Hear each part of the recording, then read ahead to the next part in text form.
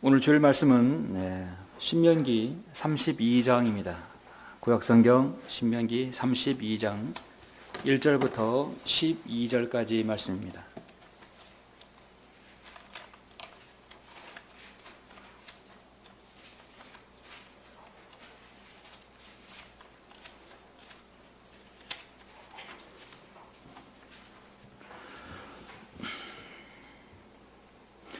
신명기 32장은 이제 모세가 이스라엘 백성들이 가나안 땅에 들어가는 그 목전에서 마지막 고별 설교와 같은 것이죠.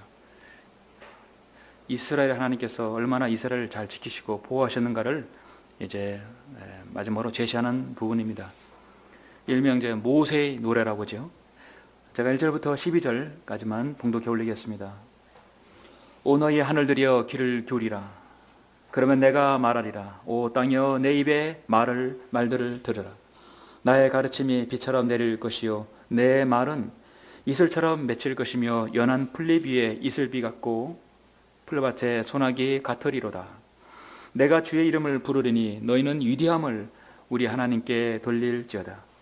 그분은 반석이시며 그분의 역사는 완벽하신 하나님, 이는 그분의 모든 길이 공의이심이라. 그분은 진실하시고 악이 없으신 하나님이시며 의로우시고 정직하시도다. 그들은 자신들을 변절시켰으며 그들의 흠은 그의 자손들의 흠이 아니니라. 그들은 패역하고 삐뚤어진 세대로다.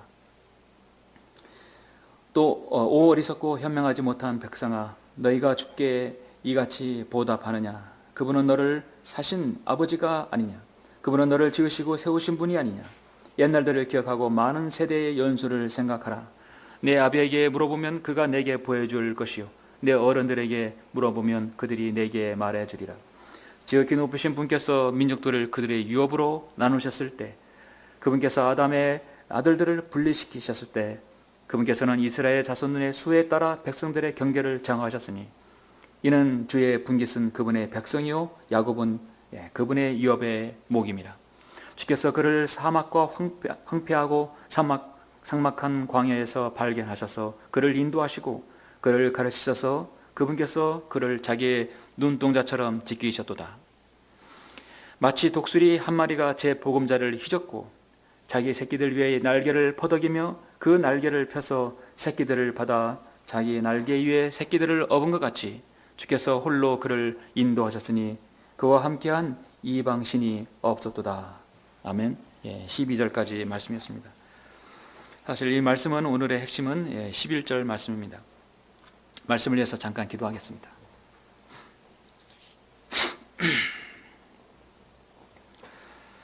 우리의 반석이시고 우리 힘이신 위대하신 아버지 하나님, 감사를 드립니다. 전지전능하신 하나님께서 이스라엘 백성을 40년 광야에서 그들을 훈련시키고 그들을 먹이시고 입히셨습니다. 우리는 세상이라는 그 광야에서 아버지 하나님 성별하여 주님께서 세우신 지옥교환의 성별하여 이 자리에 왔습니다. 우리는 세상에서 많은 어려움들을 겪고 있습니다.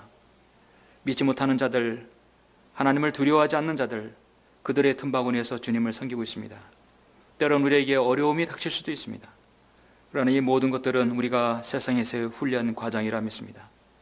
우리가 주님을 섬기는 동안 갖가지 어려움을 겪는 것들, 아버지 하나님, 그런 어려움을 겪는 것을 우리는 오늘 말씀을 통해서 아버지 하나님께서 자신의 자녀를 훈련시키는 것을 통해 알고자 합니다. 이 말씀에 기름 부어 주셔서 하나님께서 자신의 자녀를 얼마나 사랑하시는지 다시 한번 알고 또 숙고하며 주님의 사랑에 감사하는 우리 모두가 될 수 있도록 인도하여 주시옵소서. 혹시 우리 가운데 고난당하고 어려운 지체가 있습니까? 주님께서 위로해 주시고 오늘 말씀을 통해 자신을 돌아보아 주님의 깊은 위로가 될 수 있도록 인도하여 주시옵소서. 말씀에 함께해 주시며 우리 모두를 주님의 영으로 관장해 주시옵소서. 성령님께서 온전히 저 예수를 주장해 주시길 원합니다. 주 예수 그리스도 이름으로 기도드렸습니다. 아멘. 오늘 오전 하나님의 말씀은 하나님의 훈련 방식이라는 제목으로 설교하고자 합니다. 하나님의 훈련 방식입니다. 한쪽 다리가 불편하니까 이거 앉을 수도 없고 설 수도 없고 좀 말이 잘 안 나옵니다. 이해해 주십시오. 오늘 말씀을 전하기에 앞서서 먼저 우화에 나오는 이야기 하나를 여러분이 들려드리겠습니다. 우화하면 다 이솝우화라고 생각하지만 이솝우화가 아니고 우화인데요. 닭이 된 독수리라는 제목입니다. 한 농부가 어느 날 산에 올라갔다가 바위 깃을 그 절벽 아래서 독수리 알을 하나 발견했습니다.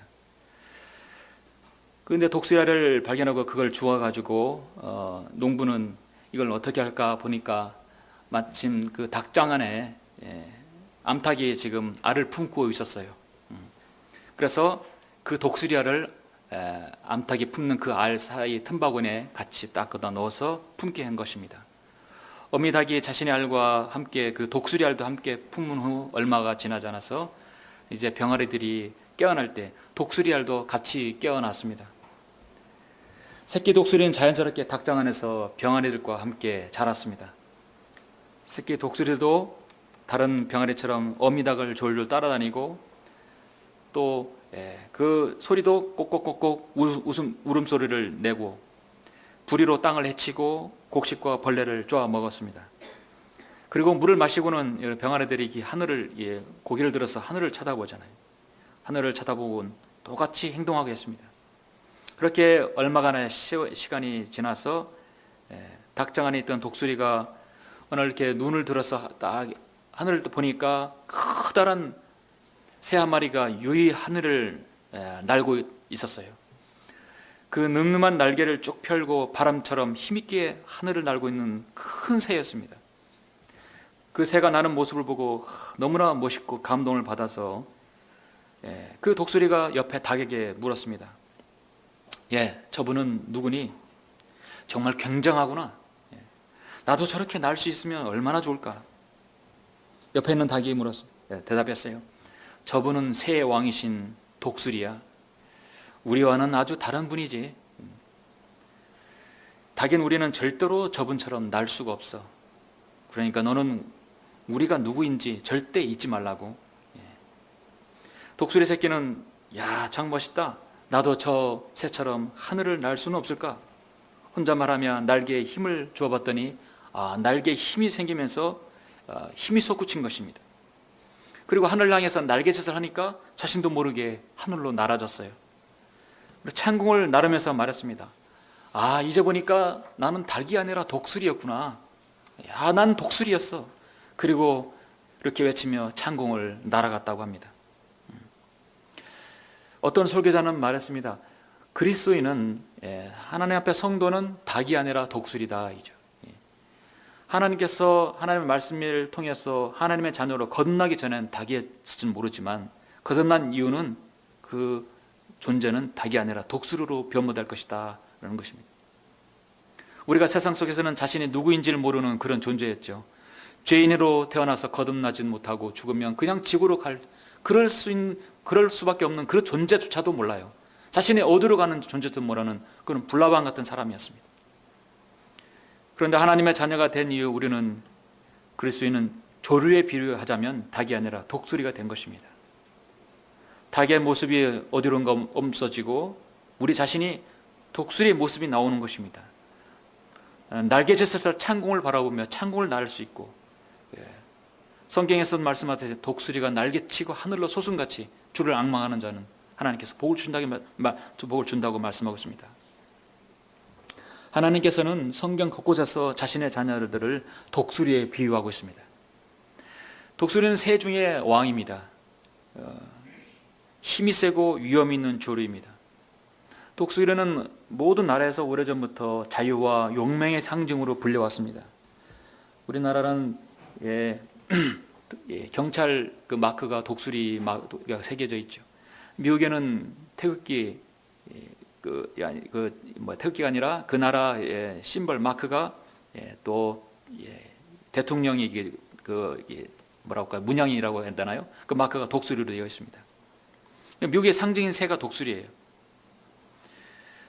전 세계적으로 48종이 분포해 있는데 세계 도처에 살고 있습니다. 독수리는 조류 중에 왕이면서 무엇인가 특별하게 다른 생태를 가지고 있습니다. 그래서 오늘 저는 그 생태가 무엇인가를 보면서 하나님께서 자신의 자녀를 어떻게 다루시는지, 하나님께서 이스라엘 백성을 다루신 것을 한번 통해서 보고자 하는 것입니다. 여러분, 이 신명기 32장은 모세가 죽기 전에 그의 후계자 여호수아에게 이스라엘 백성들에게 마지막으로 권면을 하는 장입니다. 그래서 32장, 33장은 사실 모세의 노래이죠. 모세의 노래, 모세의 유언, 모세의 고별 설교를 할 수 있습니다. 자신이 광야에서 40년 동안 이스라엘 백성을 이끌었습니다. 모든 일을 회상하면서 말하고 있습니다.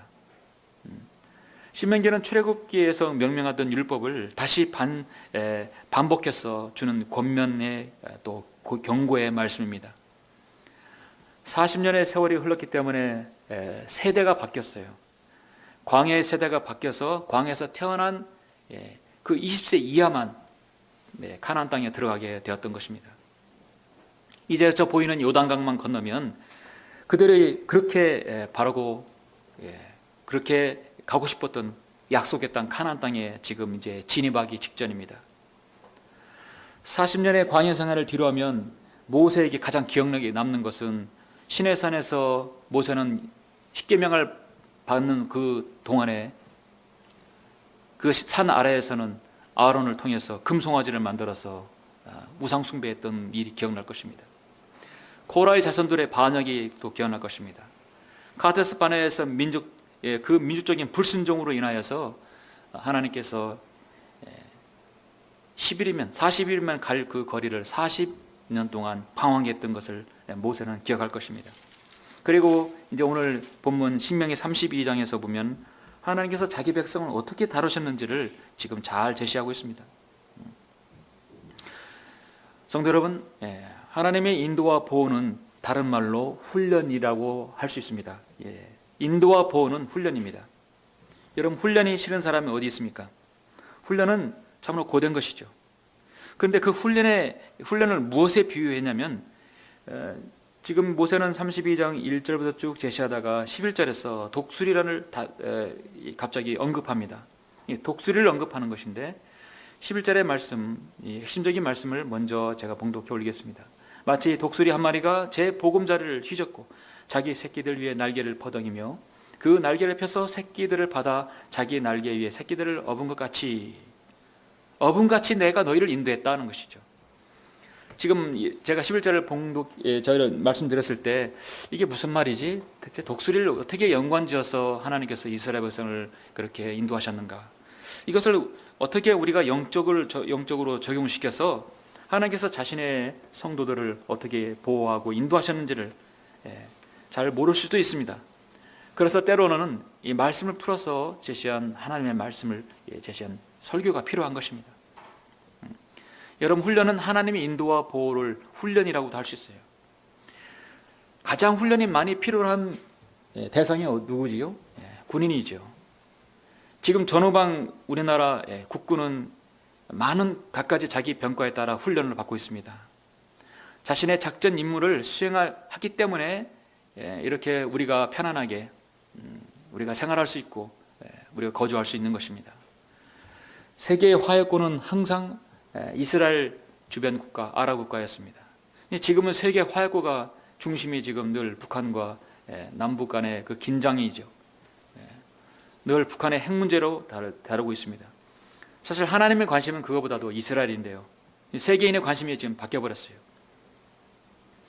오늘이 6월 25일 북한 김일성이 우리나라에 쳐들어온 지가 몇 년이 됐죠? 오늘 그 기념일이죠. 당시에는 우리나라 그 국군들이 크게 훈련이 되지 못했기 때문에 속수무책으로 당한 것입니다. 그래서 다른 나라의 원조를 받게 되었고 미국이 도움을 받게 되었죠. 훈련에 필요한 사람들은 경기에서 경기하는 선수일 것입니다. 운동장에서 갖가지 자신 종목을 가지고 경기하는 선수들은 훈련이 없으면, 연습이 없으면 좋은 결과를 얻을 수가 없습니다. 모든 일에 사실 시험과 연단 훈련이 필요합니다. 심지어 여러분은 재난에 대해서도 훈련이 필요합니다. 어떠한 재난, 어떠한 사고가 일어나면 어떻게 대처할 것인가를 늘 훈련을 해야 합니다.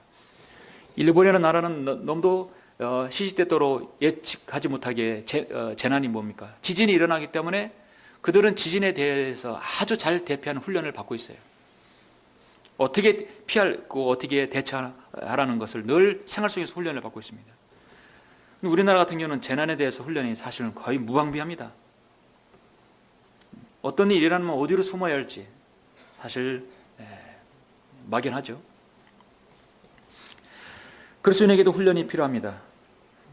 왜 훈련이 필요하냐면 우리의 생활에서, 믿음 생활에서 하나님께서는 갖가지 예기치 못한 일들을 우리에게 주시거든요. 또 우리가 실수로 인하여서 우리가 또 어떤 일에 빠지고 또 사고와 재난과 어려움이 있을 수도 있습니다. 그렇기 때문에 우리가 훈련을 받지 못하면 그 일에 대해서 능동적으로 우리가 잘 대처하지를 못하는 것입니다.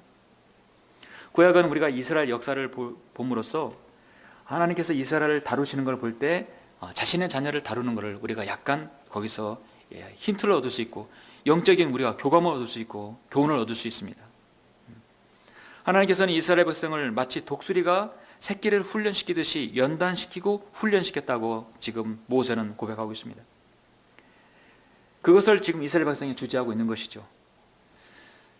제가 봉독해 올렸습니다마는 이 앞전 이 1절부터 모세가 지금 이렇게 제시하는 것은 내가 너를 버리는 것이 아니라 하나님께서 내가 너를 버리는 것이 아니라 반드시 너를 지켜서 너를 믿음 있는 세대로서 너희들을 반드시 약속했던 가나안 땅으로 들어갈 것이다 하는 것이죠. 여러분, 성경 변개자들이 가장 성경을 변개하는 이유 중에 하나가 하나님을 신뢰하지 못하게 하고 삼일체를 부인하게 하는데, 구약에서 성경이 변개의 주 목적은 뭐냐면 사실은 하나님께서 이스라엘 백성 버리셨다, 너희들은 끝냈다. 왜냐하면 믿음이 없는 백성이기 때문에 그 끝낸 백성을 대신에 로마 카톨릭이라든지 다른 이단 종파에 자신에게 아전 인수로 적용시키는 거거든요. 왜냐하면 이제 우리가 여러분 4절 5절 보시면 그분은 반석이시며 그분의 역사는 완벽하나니 이는 그분의 모든 길이 공의이심이라. 그분은 진실하시고 악이 없으신 하나님이시며 의로우시고 정직하시도다. 그들은 자신들을 변질시켰으며 그들의 흠은 그의 자손들의 흠이 아니니라. 이거 개역성에서 그들은 하나님의 자녀가 아니요라고 변개시켜버렸어요. 그렇게 함으로써 이스라엘 전체가 하나님의 자녀가 아니라는 걸 제시하고 있죠. 좀 넘겨서 쭉 20절 보시면 주께서 말씀하시기를 내가 그들로부터 내 얼굴을 숨길 것이며 내가 그들의 끝이 어떠한지를 보이리라. 이는 그들이 매우 삐뚤어진 세대며 믿음이 없는 자녀임이라. 이거는 이 광야에서 하나님께 끝까지 불순종한 자들을 얘기하는 것이거든요. 그런데 매우 삐뚤어진 세대다, 이 부분을 그들은 심히 패역한 종류라, 그렇게 변개를 시켜놨어요. 그래서 구약에서 성경 변개는 하나님께서 이스라엘 백성을 완전히 버리셨느니라. 사도 바울은 역설적으로 얘기죠. 버리셨냐? 그게 아니라는 것이죠. 로마서 11장에서 그들은 버리지 아니했다고 말씀하고 있습니다. 6절 보시면 오리석고 현명하지 못한 백성아, 너희가 주께 이같이 보답하느냐? 그분은 너를 사신 아버지가 아니냐? 그분은 너를 지으시고 세우신 분이 아니냐? 옛날들을 기억하고 많은 세대의 연수를 생각하라. 내 아비에게 물어보면 그가 내게 보여줄 것이요, 내 어른들에게 물어보면 그들이 내게 말해주리라. 그들이 광야에서 어떠한 일이 있었는지, 하나님께서 얼마나 그들을 지켜줬는지 너희들은 물어보라는 것입니다. 지극히 높으신 분께서 민족들을 그들의 유업으로 나누셨을 때, 그분께서 아담의 아들들을 분리시키셨을 때, 그분께서는 이스라엘 자손들의 수에 따라 백성들의 경계를 정하셨으니 이는 주의 분깃은 그분의 백성이요 야곱은 그분의 유업의 목임이라. 주께서 그를 사막과 황폐하고 삭막한 광야에서 발견하셔서 그를 인도하시고 그를 가르치셔서 그분께서 그를 자기의 눈동자처럼 지키셨도다 했습니다. 모세는 80년에 넘는 세월을, 80년의 세월을 광야에서 사실 살았습니다. 그 기간을 독수리가 자신을 그리고 이스라엘 백성을 훈련시켰다고 고백하는 것이죠.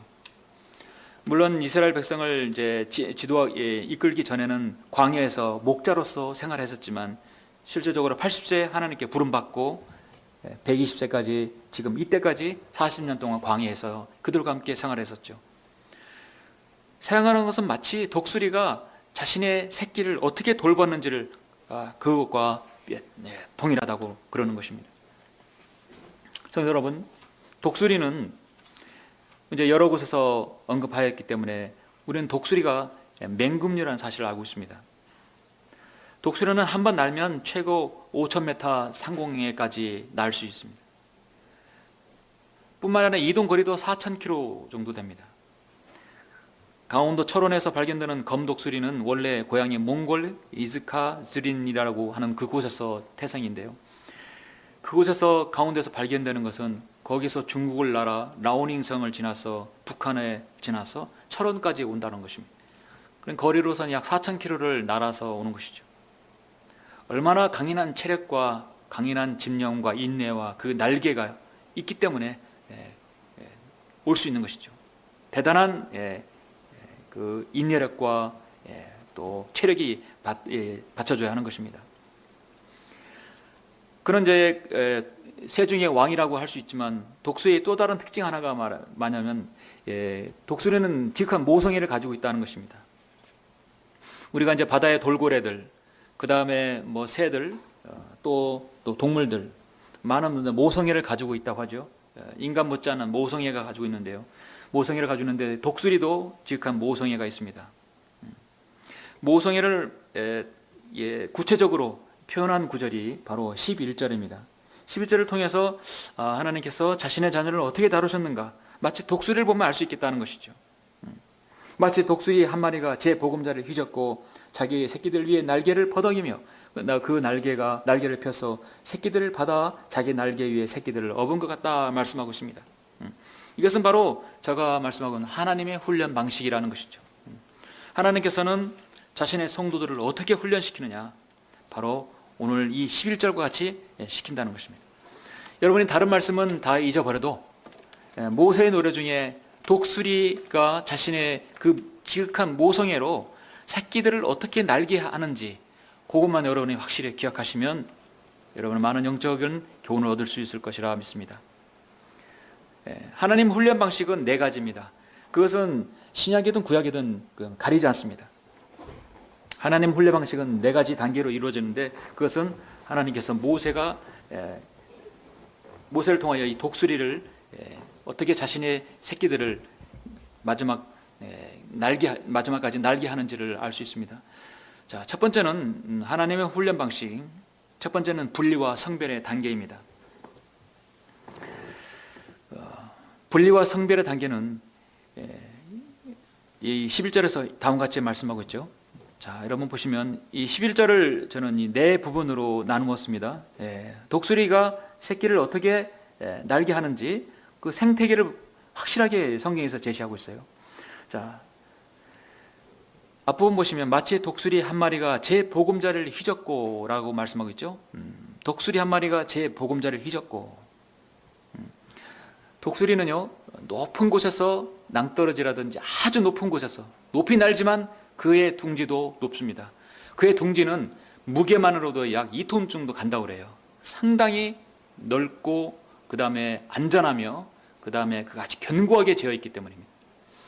그래서 새끼를 이제 알을 낳은 다음에 알이 부화돼서 새끼가 난다면 독수리 새끼들이 80여일이 지나면 둥지를 떠나야 합니다. 더 이상 있을 수 없습니다. 떠나지 않으면 계속해서 독수리 어미가 물어다든 먹이를 통해서만 살아야 합니다. 그렇지 않으면 이제 자신이 직접 날개로 날아가서 먹이를 잡아야 합니다. 그 치열한 먹이 사슬의 세계에서 생존 경쟁을 거쳐야 되는 것이죠. 우리도 자신의 자녀들이 나오면은 언젠가는 분가하고 나가서 독립을 해야 되듯이 독수리도 80여일이 지나면 스스로 자신의 날개로 날아야 합니다. 그러면 스스로 날 수 있는 것인가? 그렇지 않습니다. 먼저 독수리는 날개를 먼저 경쟁이 펴서 휘젓는다고 할까요? 성경에서 말씀하고 있습니다. 그 제 보금자를 휘젓고라고 말씀하고 있어요. 휘젓는 얘기는 그 보금자를 엉망으로 만들어 놓는 것입니다. 둥지를 아예 없애버리는 것이에요. 계속 둥지 안에 있으면 어미가 물어다는 먹이를 감으로 살 수밖에 없습니다. 여러분, 호랑이가 새끼를 낳은 다음에 2마리가 있다면 보통 낭떠러져 일부러 떨어뜨린다고 그죠. 살아있는 호랑이만, 사는 호랑이만 데리고 다니는 것이죠. 그렇게 해서 생존 그 먹이 사슬에 살게 하는 것입니다. 그리스도는 하나님의 사람으로서 위대한 과업을 수행하는 사람입니다. 첫 번째 훈련이 바로 성별의 단계입니다. 우리는 우리가 주님을 섬겼던 곳에서 모두 다 성별한 사람들입니다. 왜 그곳에서 우리는 안주하지 않았는가? 바른 말씀, 바른 섬김, 바른 실행이 필요하기 때문에 우리는 성별했죠. 하나님께서 갈대아 우르에 있던 아브라함에게 창세기 12장에서 그를 불렀습니다. 그는 순종했고 하나님께서 그곳을 떠나라 해서 떠났습니다. 하나님께서 이스라엘 백성을 저 이투에서 가나안 땅으로 구출하시기 위해서 모세를 통해서 그들을 불러냈습니다. 그런 이투에서 안주하지 않았고 모세의 말을 듣고 200만 명이 광야를 들어오게 된 것입니다. 사도 바울은 가말리엘 문화의 율법에서 완전한 자이고 베냐민 지파이고 히브리인들이 히브리인이고 배운 것으로마저 뭐 하나 부족한 것이 없었습니다. 사람들에게 존경을 받았고 인정을 받았어요. 그래서 그는 하나님의 말씀을 따르고 교회를 섬기면서 많은 그리스도인을 잡아다 그는 오히려 예수 그리스도를 핍박하는, 예수 그리스도를 박해하는 그런 사람으로 변모됐던 것이죠. 오로지 율법에 의해서 그는 살았던 사람이었습니다. 하나님께서 그를 구원해 주시고 그를 인도해 주심으로 그 어땠습니까? 자기가 가지고 있는 모든 세상 지식은, 모든 율법은, 가지고 있는 지식들은 배설물로 여겼다는 것입니다.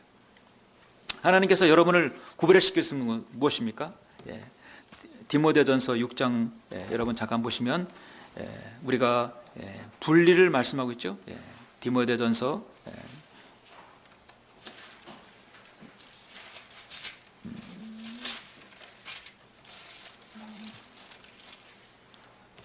디모데전서 6장 1절 보시면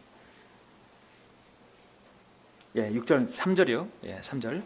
만일 누군가가 다르게 가르치며 건전한 말씀 곧 우리 주 예수 그리스도의 말씀과 경건에 따른 교리에 일치하지 아니하면 그는 교만해져서 아무것도 아는 것이 없고 다만 질문과 언쟁만을 좋아하는 자니 거기서 시기와 다툼과 악담과 사악한 의심이 생겨나며 마음이 부패하고 진리를 상실하며 이게 경건이라 생각하는 사람들 사이에 무익한 논쟁이 일어나느니라.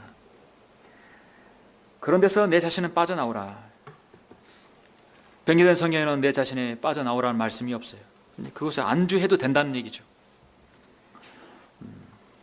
여러분, 용수철이 쭉 눌렀다가 놓으면 어떻습니까? 팍 튀어나가죠. 마치 그와 같은 삶을 우리도 살았었어요. 제도권 교회에서도 전 장로교에서 오랫동안 있으면서 거짓 교리와 잘못된 말씀을 유포하는 것을 가지고 저는 있을 수가 없었어요. 그때는 많은 교인들 가운데서 저만이 한글 김정일 성경을 한 2년을 봤거든요. 도저히 있을 수가 없었습니다. 마치 용철이 튀어나가듯이 나가고 싶었어요. 그래서 성별했어요. 그 천안 지역 모임을 만들었어요. 하나님께서는 그걸 그렇게 보셨는지 결국 이 천안에서 사역을 하게 됐습니다. 안주하면 안 됩니다. 80일 동안 아래서 깨어난 독수리가 먼저 어미 독수리는 그 보금자리를 완전히 헤쳐버려요. 휘저어서 더 이상 거기서 있을 수 없게 만들어버립니다. 너희는 이제 있을 수 없다. 너희도 이제 나가야 된다. 저 창공을 향해 날아가야 된다는 것이죠. 그래서 그 새끼 독수리가 더 이상 있을 수 없게 보금자리를 완전히 휘저버립니다. 휘저버립니다. 그런 다음에 하나님 훈련 방식.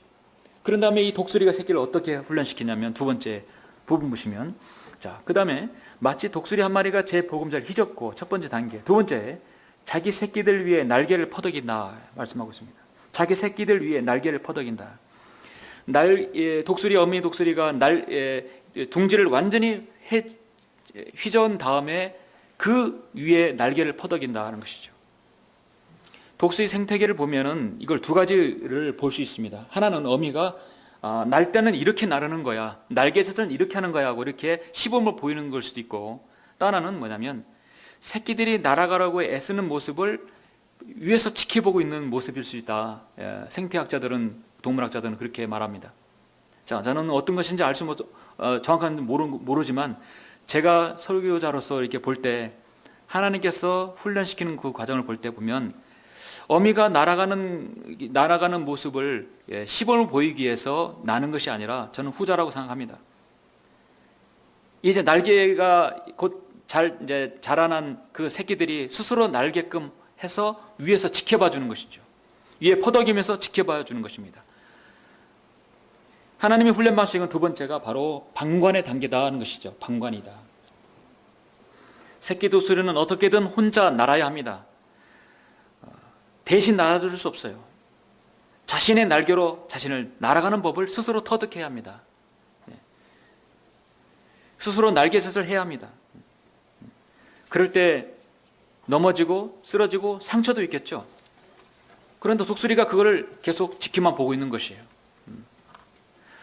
여러분 욥기를 보시면 욥은 아무런 영문도 모른 채 하나님과 사탄과의 그런 계약 때문에 그런 사탄이 그런 하나님께 탄원했었기 때문에 욥은 영문도 모른 채 하루아침에 자녀들이 비명 행사하고 자신의 재산들이 다 타버리고 아내는 저주하고 욕하고 가버리고 가축들 종들 다 죽어버리고 자신의 건강은 완전히 상해서 그 잿더미 위에서 고통받고 있는 것입니다. 하나님께서 그것을 보고 계시는 거예요. 자, 저렇게 해서 고통을 줬을 때 자신의 의를 포기하고 하나님을 더 저주하고 하나님을 더 안 섬기는 것입니다. 하나님을 더 이제 신뢰하지 않는다는 것이죠. 내가 이렇게 하나님을 잘 섬기는데 주는 왜 나에게 고난을 주십니까? 오히려 하나님을 대적하는 것이 아니다. 끝까지 나를 신뢰할 것이다. 하나님은 그렇게 믿었어요. 사탄은 그렇지 않습니다. 그에게 저주를 주십시오. 그에게 고통을 주면 분명히 하나님을 저주하고 욕할 것입니다. 더 이상 하나님을 신뢰하지 않을 것입니다. 하나님께서는 그 고통받는 욥을 지켜볼 수밖에 없는 상황이었습니다. 그러나 욥은 하나님의 말씀대로 하나님을 저주하지 않았고 하나님을 끝까지 신뢰했죠. 문제는 욥이 자신이 너무 하나님을 신뢰한 나머지 자신의 의가 하나님의 의보다 더 높았다는 것이었죠. 이제 그것을 하나님께 철저히 하나님께로부터 바로 잡았습니다. 그것이 바로 욥입니다. 욥의 고난은 이스라엘의 고난입니다. 이스라엘이 고난 당할 때 이스라엘이 앞으로 대환란 때 고난 당할 때 하나님께서는 방관할 것입니다. 지켜볼 것입니다. 스스로 자신의 과거 2000년 전에 지은 그 죄를 돌이킬 것인가를 주님께서는 보실 것입니다. 그리스도인에게 있어서 하나님의 훈련은 두 가지입니다. 우리의 성숙을 위해서 하나님께서는 때로는 우리가 고난받고 어려움 당하고 때로는 우리가 예기치 못한 난제들이 있을 때 우리가 어떻게 하나님을 대하고 우리의 섬김이 어떤 방식으로 변하는지 하나님은 때로는 지켜볼 수도 있습니다. 하나님께서는 우리의 기도에 때로는 응답하지 않을 수 있습니다. 찰스 스펄전은 하나님께서는 우리를 사랑하심으로 기도에 거절할 수 있고 우리를 저주하심으로 기도에 응답할 수 있다고 했습니다. 여러분이 개별적으로 기도 노트라든지 묵상록들 여러분 있으실 것이에요. 성경 말씀 읽을 때 나름대로 주님께서 여러분이 주시는 것들 때로는 묵상하고 기도하고 때로는 여러분 이렇게 저는 묵상록들이 있죠. 기도 제목들이 있습니다. 과거에 10년 전에 기도 제목들 묵상록을 한번 여러분 써놓은 거 있으면 한번 펴보세요. 내가 이런 말씀으로 묵상했구나. 내가 봐도 좀 수준이 좀 낮은 것 같아. 근데 지금부터 좀 많이 성장한 것 같아. 스스로 느낄 수 있어요. 그중 여러분의 기도 제목을 보시면 내가 이런 기도 제목을 하나님께 알았나. 10년 전에 기도 제목을 보면 그 기도가 응답되었더라면 큰일 날 뻔한 기도도 있었을 것이에요. 그러죠? 내가 이 기도는 정말 잘했다. 내가 왜 이런 기도를 했었을까. 지금더라도 기도 제목을 적어 놓으시고 얼마 후에 한번 다시 한번 보시면 됩니다. 하나님께서 여러분을 얼마나 지켜보시는지 알 수 있습니다. 자신을 돌아볼 수 있는 계기가 자신이 성숙할 수 있는 계기입니다. 하나님께서는 자신의 자녀가 어려움 당할 때 그거를 지켜볼 수 있어요. 그래서 그건 때로는 이렇게 방관하십니다. 때는 보십니다. 독수리가 날개를 보금자리를 휘젓고 어미가 휘젓고 그 다음에 새끼가 날개짓 하는 것을 위에서 퍼덕이면서 지켜보는 것이죠. 그 다음 하나님의 훈련 단계는 세 번째입니다. 하나님의 개입의 단계입니다. 자, 그 다음에 마치 독수리 한 마리가 제 보금자리를 휘젓고 자기 새끼들 위에 날개를 퍼덕이며 그 다음에 세 번째 단계는 하나님 개입하시는 거예요. 그 날개를 펴서 새끼들을 받는다겠어요. 하나님의 개입의 단계입니다. 새끼 독수리는 날아가라고 애쓰다가 둥지에서 떨어져서 상처도 있고 또는 날개도 부러질 수도 있어요. 깃털도 빠질 수도 있습니다. 다치기도 합니다. 창공을 그렇게 유유히 나르고 자신의 몸을 그 기류에 맡길 때 그런 독수리는 여러분 처음부터 그렇게 잘 날지를 못했을 것이에요. 이리 부딪히고 저리 부딪히고 꺾이고 깃털이 빠지면서 많은 어려운 가운데서도 그렇게 그걸 거친 이후에 저 창공을 유유히 날 수 있는 것입니다. 어미 독수리는 그렇게 해서 훈련을 시킨 다음에 고통 가운데 어려움 가운데 있는 독수리를 극한의 어려움 가운데서 마지막으로 그를 딱 받아서 죽기 직전에 받아준다는 것이죠. 강하게 훈련시키다가도 때로는 결정적인 도움이 필요할 때 하나님께서 개입하시는 것입니다. 보호해 주시는 것입니다. 여러분 그런 순간을 여러분 느끼십니까? 어려움이 있을 때 마지막 이 도움이 필요하지 않으면 마지막 주님의 개입이 없을 때는 내가 도저히 살아날 가망이 없을 때는 하나님께서 개입해 주십니다.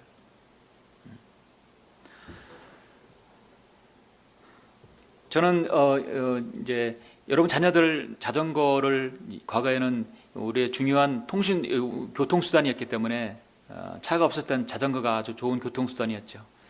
자전거를 배웠을 때 여러분 기억나실 거예요. 자신의 자녀들에게 자전거를 알려줄 때 세 발 자전거를 알려주지 않고 두 발 자전거, 그러니까 바퀴 2개 달린 것이죠. 저희도 과거에 제 어머니에게 자전거를 알려줄 때 이렇게 배우게 할 때 그런 적이 있었을 것입니다. 저도 자녀들에게 자전거를 알려줄 때 그런 적이 있을 것이에요. 부모가 딱 뒤에서 잡아주죠. 잡아주고 딱 이제 어떻게 할 때 넘어지는 쪽으로 핸들을 틀고 계속해서 중심을 잡아라 하고 걱정 마라 아빠가 잡아줄게 딱 잡아줍니다. 싹 하게 해요. 그런 다음에 어떻습니까? 여러분 부모가 계속 잡아줍니까? 계속 잡아주면 스스로 절대 못 타요. 잘 비비고 있으면 뒤에서 손을 놔요. 왜 놓습니까? 스스로 타게 해야 되는 거예요. 그러다가 꼬닥 넘어지기도 해요. 넘어지도 이쪽 놓으면 넘어져요. 중심을 잡는 법을 스스로 터득합니다. 그래서 다시 한번 잡아줄게 하고 싹 잡아준 척하면서 슬쩍 놓는 겁니다. 그러고 나서 결정적으로 위험한 곳에 다시 똑딱 잡아주는 거예요. 자신의 자녀가 좌우로 왔다 갔다 중심을 못 잡고 아주 그냥 위험한 상황에서는 부모가 다시 떡 잡아주는 거예요. 누군가가 잡아주는 것입니다. 날개가 그렇게 퍼덕이고 날아가려고 애쓸 때 결국은 위험에 노출되어 있을 때는 그 날개를 펴서 어미 독수리가 새끼들을 탁 안전하게 받아준다는 것입니다. 시편 41편 46편 1절에 보시면 하나님은 우리의 피난처요 힘이시며 고난 중에 나타나시는 도움이시라. 극한에 우리가 헤어나올 수 없을 때 그 도움을 주님께서 주시는 것입니다. 그러므로 땅이 없어지고 산들이 바다 가운데로 옮겨진다 해도 우리가 두려워하지 아니하리니 바닷물이 노하고 요동할지라도 바닷물이 불어나서 산들이 흔들릴지라도 우리가 두려워하지 아니하리라. 셀라는 항상 예수님의 재림이 나오는 것이에요. 시편 23편에서는 예수님께서 우리의 선한 목자라고 말씀하셨습니다. 자신의 양이 죽음의 그림자의 골짜기를 지날지라도 해를 두려워하지 않는다는 것은 하나님께서 항상 우리의 막대기와 지팡이로 우리를 보호하신다고 말씀하고 있습니다. 어떤 목자가 자신의 양이 독극물이 들어있는 물이라든지 썩은 풀을 먹는 것을 방관하겠습니까? 그 먹기 직전에 반드시 구해주는 것이죠. 그게 목자입니다. 의인은 고난이 마다나 주께서 그 모든 고난으로부터 그를 구해내시는도다. 우리 그리스도인은 은혜로 구원을 받았다고 해서 그 구원은 영원토록 보장이 되지만 그 사람의 믿음 성장은 전적으로 그 사람의 어떤 노력과 여야에 달려 있습니다. 그 사람의 믿음의 성장과 지식의 정도는 그 사람의 노력의 여야에 달려 있어요. 그러므로 목자가 필요하고 인도자가 필요한 것입니다. 하나님께서 그 사람을 다루시는 방식이 있어서 결정적인 도움 필요할 때 꼭 도우십니다. 여러분 그러한 체험은 있으시죠?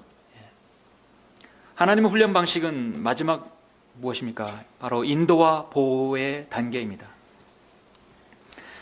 자, 11절에 보니까 마지막 네 번째 분단 나오죠. 마치 독수리 한 마리가 제 보금자리를 휘젓고 자기 새끼들 위에 날개를 퍼덕이며 그 날개를 펴서 새끼들을 받아 자기 날개 위에 새끼들을 업은 것 같이, 자기 날개 위에 새끼들을 업었다.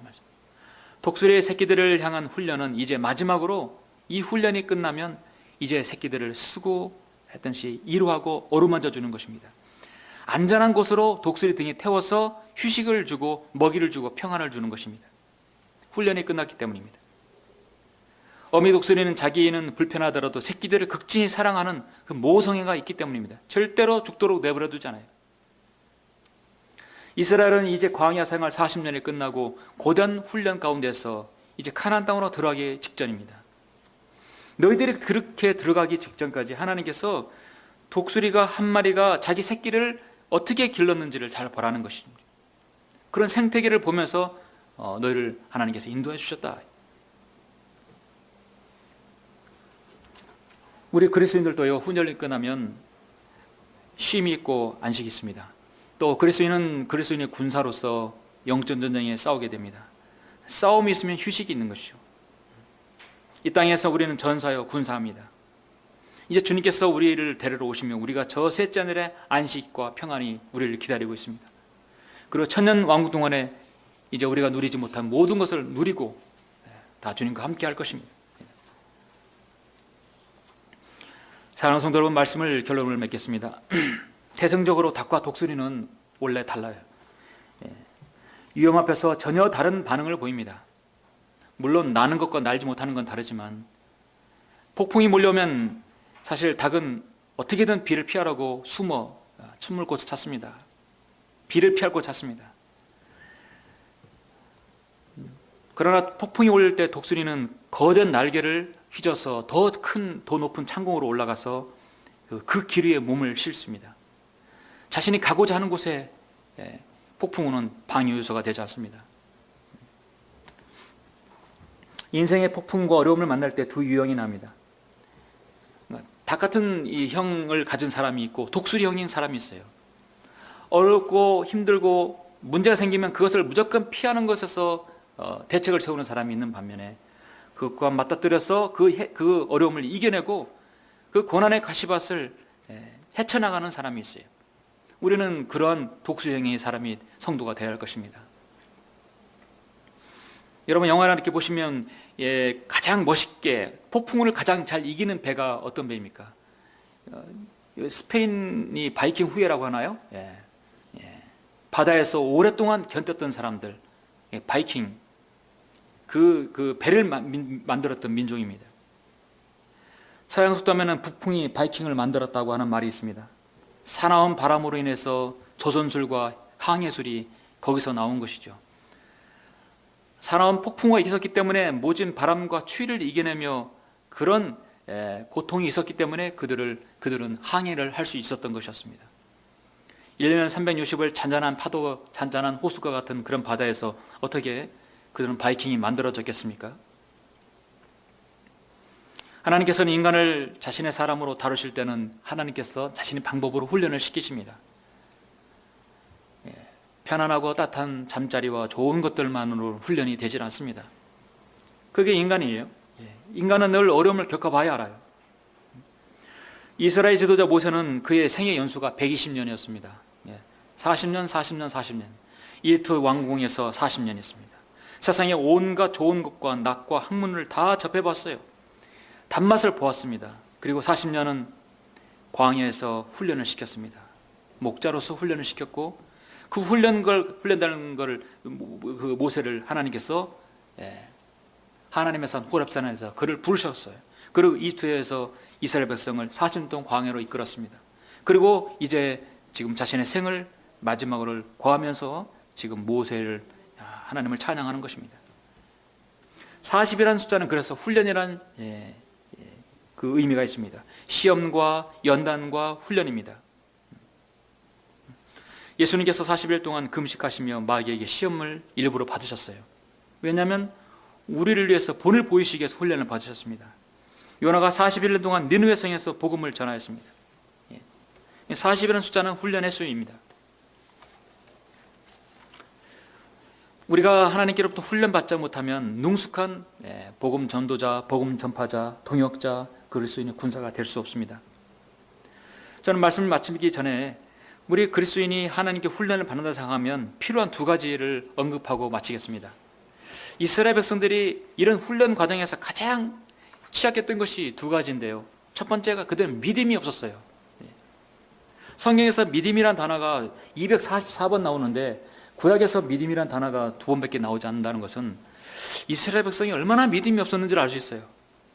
여기 지금 32장 20절에 보니까 그들은 믿음이 없는 자녀들임이라 한번 제시하고 있어요. 믿음이 없다. 하박국이 한번 나오고요. 믿음이 너무 없었기 때문에 하나님에 대한 신뢰가 없었어요. 이집트에서 그들은 나올 때 홍해 바다가 건너 갈라지는 걸 보았고요. 하늘에서 만나가 떨어지고 바위에서 물이 나오는 것을 보았고 40년 동안 그들의 옷과 신발이 닳아 헤어지지 않는 것을 경험했던 그들이 그렇게 하나님을 믿지 않았어요. 위대하신 하나님의 보호와 섭리를 신뢰를 두고 끝까지 따라야 되는데 그렇지 못했습니다. 그랬더라면 그들이 광야에서 200만 민족이 그대로 다 가나안 땅으로 들어갔을 것이에요. 죽음을 보지 않았고. 그런데 그들은 믿음이 없었기 때문에 하나님께서는 광야에 20세 이하만을 가나안 땅에 들어오게 했던 것입니다. 그들이 하나 또 부족한 것은 바로 인내였습니다. 하나님께서 자신의 자녀를 훈련시킨다고 하신다면 우리에게 필요한 것은 인내입니다. 광야에서 낮에는 뜨거움을 참지 못했고 밤에 추위를 참지 못했고 만나와 메추라기 먹는 것에서 그 부분에서 40년 동안 먹는 것에서 그는 너무나 지겹다는 것이죠. 모세가 율법 하는 동안 40일 동안 참지 못하고 금송아지를 만들었어요. 그들은 1년을 40일 되는 거리를 40년이 하나님께서 누리셨던 것입니다. 인내가 없었어요. 우리가 하나님께로부터 훈련을 받는다고 한다면 믿음과 인내가 필요한 줄 압니다. 지금 하나님께서 여러분을 훈련시키고 있다면 여러분은 어떤 과정입니까? 마치 독수리 한 마리가 제 보금자를 휘젓는다.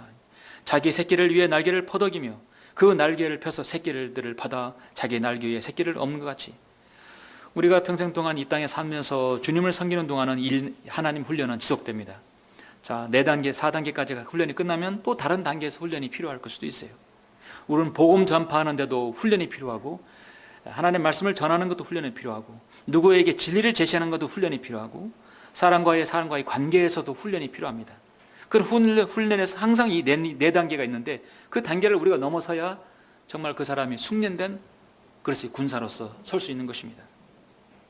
오늘 이 말씀을 통해서 여러분이 정말 하나님 앞에 잘 훈련받는 그리스도의 군사로서 다 하나님 앞에 발견되어 주시도록 여러분 간절히 바랍니다. 기도하시겠습니다.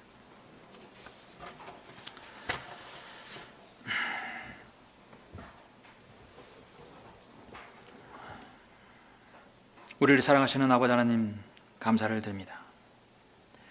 우리는 신명기 32장에서 하나님께서 모세를 통하여 이스라엘 백성들 200만 명을 어떻게 광야에서 훈련시켰고 그들을 먹이시고 입히셨는지 다시 한번 그 하나님의 사랑과 하나님의 보호심을 기억하라고 모세가 마지막으로 노래하고 있습니다.